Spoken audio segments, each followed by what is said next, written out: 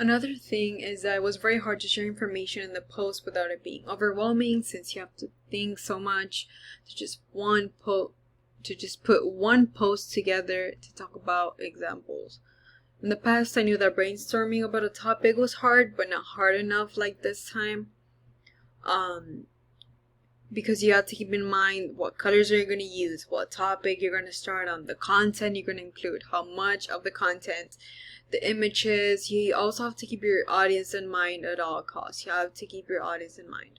Also, an example is that during the course of the research project we created, it was very hard coming up with other brainstorming just to make one single post, because you have to consider more than one thing when it comes to putting it out on social media for people to see public, like how to make the post, what do we add, certain images, colors, text, videos, and so on, like I said. Here's an example of what I mean. In creating a post, I tend to look for ideas. This is just something that I will explain right now. In the future, I can use this knowledge by creating different ideas beforehand, so I can make myself work less and be less stressed when having to come up with content, as well as relaxing, so the ideas just come out and I'll have it easier to just come up with content. Something I do with other things in life, just coming up like with a vision board, for example. Look for inspiration on Pinterest and get an idea from there, from creating my content. I have something like this in my room. I have pictures, I have bullet points, I have post-its with the information I want to put, and then when I look at it, sometimes an idea pops up and I use that for future reference in my post. Moving on, question 6. I learned that having extra help helps you get a wider vision to what you want to achieve in the past. I would do this by just creating what I thought was, and not taking ideas from other people as much, since I just wanted to finish fast and just going by what I thought was good to include in an assignment, or in this case, the research project. In this class, I learned this by during the discussions we had to do throughout the modules, and explain how effective they can be, and to see the options, opinions from another perspective, from other people that we might not see ourselves. As you can see here, there have been examples to the examples that really help me in knowing what to include in the post, and advice that they give me on my concerns. As you can see, the person said that the information I provided was that they really liked it, that it shows important key points without being a cluster of random information, and that's what you want to get to. As you can see here, they tell me that I can add maybe another sentence or two to make it more in depth. And for graphics work, I actually tend to use it more than I should. They're really helpful.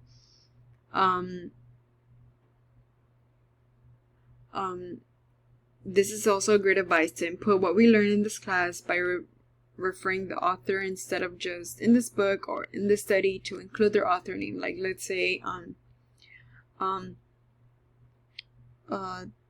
Regine said that, and then including the information that they said,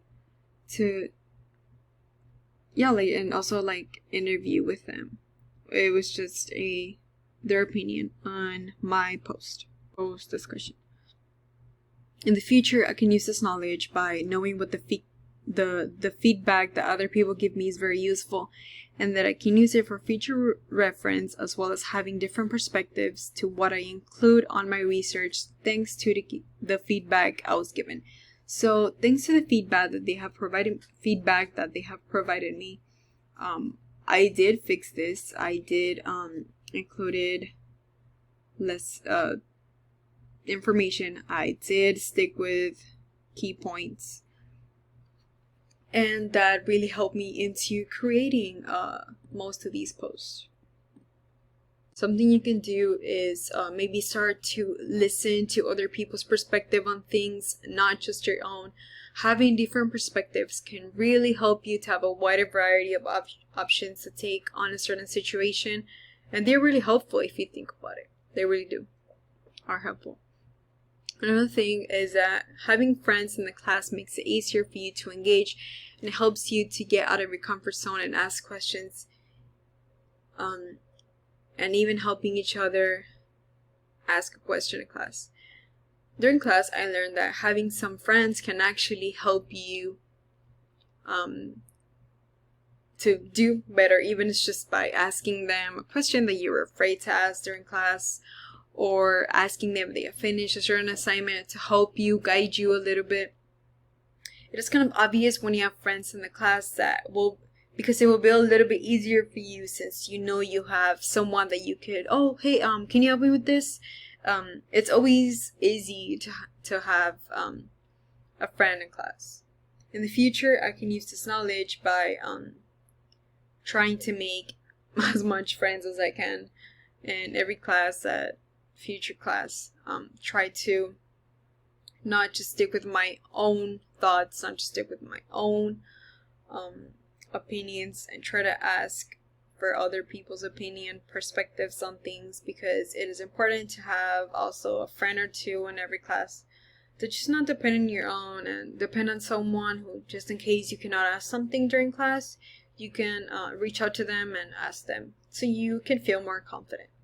Moving on, question 7. I learned that when giving feedback to other people was a little hard with knowing what they needed help exactly, because it was very hard to find what type of help they needed. I will not be showing that just for privacy reasons, because I don't want to call anyone out, but these are some of the examples that I provided. I provided some of my personal experience, like I try to help them as much as possible. I included I told them to ask a couple of friends, ask for different aspects of it, look for different things, examples. I include my personal experience so they can take that into consideration to add for themselves. In the past, I would just put, oh, okay, like, you can do it, but if you help them like this, if you try to put your own experience, that can really help a person a lot. Another thing I learned was that you aren't alone, and that the problem that you have, any problem that you have, there are peers who are willing to help you.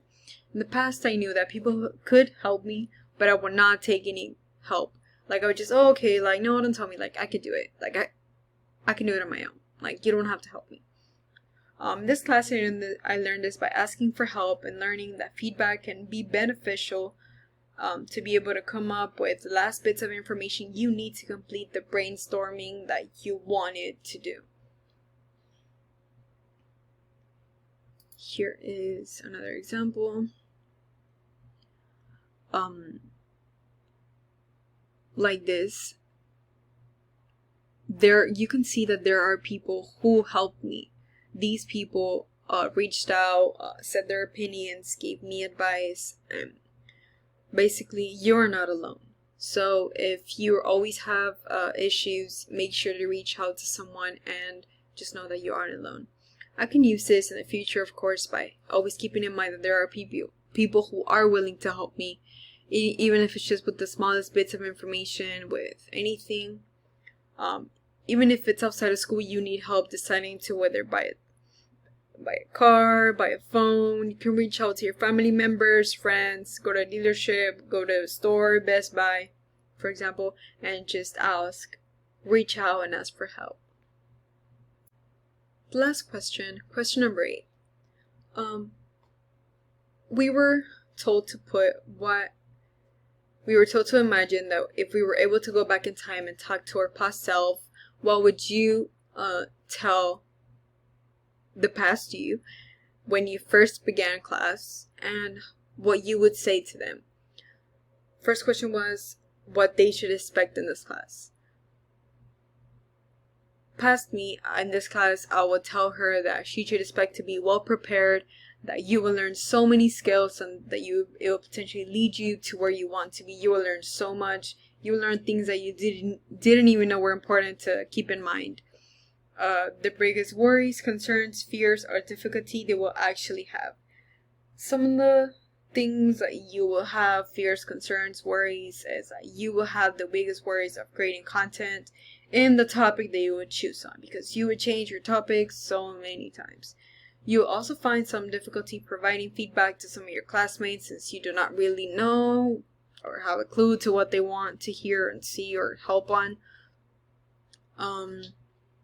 You might as well have a fear of not knowing if the things you're including in your post might be understandable as you want them to be to your audience, or maybe not as clear as you want them to be. You also face a lot of thinking and confusion to who your audience be in this case, since the topic you would choose have a several type of audiences, like I said, depending on what the side of subject you want to focus more on, since we're talking about our past self.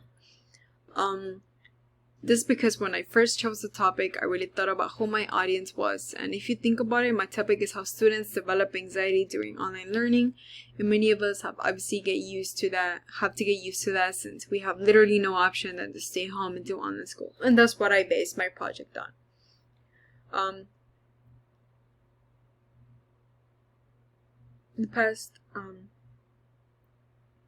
there are several things that came through my mind when I was first creating this, and I would tell my past self to keep in mind all the things that I will be learning, to keep opinions open and look for different perspectives, to let those perspectives change the way I create my post, because I cannot just go on based on my own opinion and just call it a day. You have to have different perspectives in order for your audience to understand it more.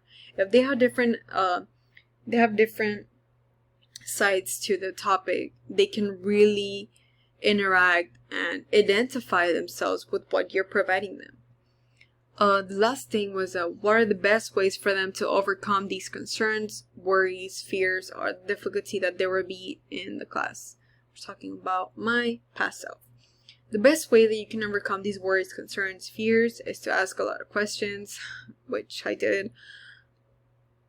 Taking a lot of people's perspectives in mind and try to come up with that solution to any problem you come across, and make sure that when receiving feedback, you get better as you go on. Like I said, it is always better to have different perspectives, because you don't know what different perspective your audience may identify themselves with more. Let's say they might identify themselves more with, like in my project said, where it was you find difficult to turn on your camera, and having no friends in the class, or like there's people that commented on this post saying that they didn't even know that online anxiety was a thing. You might avoid different certain situations out of worry in online learning. So all of those things you need to keep in mind in order to create a good side of your topic, to not just focus on one thing, take different perspectives in action, and make sure that you provide as much as you can so your audience can be able to identify and do something about it. Which is why my last post was to take action, because I wanted my audience to do something with the information I have provided. Make sure that you reach out to people, that you help yourself, help others get to where you are. Which that was the main reason to why we created the topic in this class. Out of all this time, I want to thank you for listening to my video, and thank you. Have a great day.